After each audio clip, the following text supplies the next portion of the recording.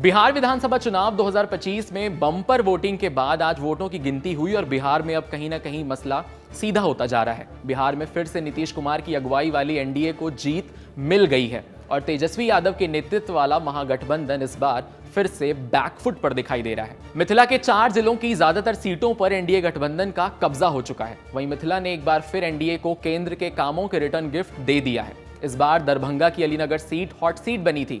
बिहार विधानसभा चुनाव में मिथिलांचल में एनडीए का डंका बज गया। मिथिलांचल की 37 में से ज्यादातर सीटें एनडीए के खाते में जा रही हैं। इस क्षेत्र में मिथिला में दरभंगा, मधुबनी, समस्तीपुर और बेगूसराय जिले हैं। दरभंगा की अलीनगर सीट से बीजेपी ने गायिका मैथिली ठाकुर को अपना उम्मीदवार बनाया और जो जीत की तरफ बढ़ती हुई दिखाई दे रही हैं। आपको बता दें कि मिथिला की बेटी मैथिली ठाकुर अलीनगर से 11,000 वोट से जीत दर्ज कर चुकी हैं। यहां से उनके सामने आरजेडी के विनोद मिश्रा मैदान में थे। इसके अलावा दरभंगा जिले की दरभंगा ग्रामीण सीट, समस्तीपुर सीट, समस्तीपुर की हसनपुर, मोरवा और विभूतिपुर और मधुबनी की लौकहा सीट भी हॉट सीट बनी हुई थी। जनसुराज पार्टी के कैंडिडेट और सिंगर रितेश रंजन, जिन्हें आप रितेश पांडे के नाम से जानते हैं, वो बहुत ही पीछे चल रहे हैं। उन्हें मात्र 5,772 वोट हासिल हुआ है। यहां जनसुराज पार्टी के भोजपुरी गायक रितेश पांडे की उम्मीदों पर पानी फिरता नजर आ गया, जहां जदयू ने सीटों पर मजबूत पकड़ बनाई हुई है। जनसुराज पार्टी के भोजपुरी गायक रितेश रंजन अपनी पार्टी से हार चुके हैं। बिहार में एनडीए की आंधी ने न सिर्फ महागठबंधन का सुपड़ा साफ किया, बल्कि जनसुराज के संस्थापक प्रशांत किशोर को भी करारा झटका लगा है। तीसरी ताकत के रूप में जमीन तलाशने उतरी जनसुराज को एक भी सीट पर अभी फिलहाल जीत दर्ज नहीं हुई है। बिहार में एनडीए की आंधी में न सिर्फ महागठबंधन का सुपड़ा साफ हो गया, बल्कि जनसुराज के संस्थापक प्रशांत किशोर को भी तगड़ा झटका लगा है। उनके सबसे चर्चित उम्मीदवारों में से एक मनीष कश्यप भी चुनाव हार गए हैं।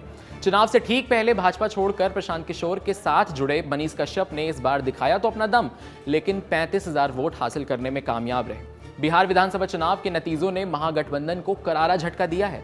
जहां एनडीए 200 से ज्यादा सीटों पर साफ समेटता हुआ नजर आ रहा है, तो वहीं महागठबंधन सिर्फ और सिर्फ कम सीटों के करीब सिमट गया है। तेजस्वी यादव की अगुवाई वाली यह गठबंधन, जो पढ़ाई, कमाई और दवाई के नारे पर सवार थी, उम्मीदों के उलट बुरी तरीके से हारती हुई दिखाई दे रही है। लेकिन हार के बाद महागठबंधन के अंदर ही आरोप प्रत्यारोप का दौर शुरू हो चुका है।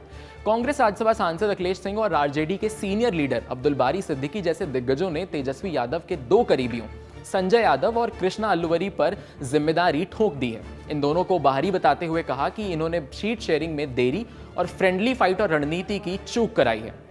करीबियों के बारे में उन्होंने कहा कि महागठबंधन की हार का विलेन सिर्फ यही है जो पार्टी को अंदर खाने से भीतर घात पहुंचा रहे थे। संजय यादव तेजस्वी यादव के सबसे करीबी सलाहकारों के शुमार हैं। हरियाणा के संजय यादव को आरजेडी ने 2020 के बाद तेजस्वी का स्ट्रैटेजिक एडवाइजर बनाया। ये तेजस्वी यादव विश्वास पात्र हैं और चुनावी रणनीति, सोशल मीडिया कैंपेन और सीट वितरण में उनकी भूमिका अहम रही, लेकिन इस बार उनकी बाहरी सोच ने नुकसान पहुंचाया।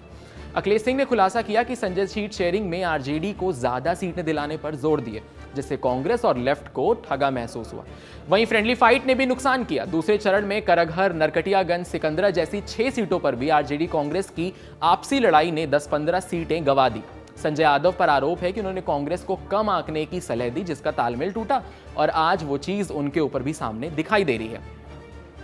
बिहार में बीजेपी का बेहतरीन प्रदर्शन सभी राजनीतिक धुरंधरों को फेल करता हुआ आज ये सिद्ध कर दिया कि पीएम मोदी की गारंटी और उनके जनता से जुड़ने का जो तरीका है वो सबसे अलग है और यही वो चीज़ है जो जनता से कनेक्ट करती है और उन्हें लोगों से जोड़ती है। और सबसे अहम बात है कि बिहार में इस बार गठबंधन को लोगों ने झोलियां भरकर प्यार दिया है और उसी का नतीजा है कि आज एनडीए बिहार में 200 के आंकड़े को, जादुई आंकड़े को क्रॉस कर चुका है।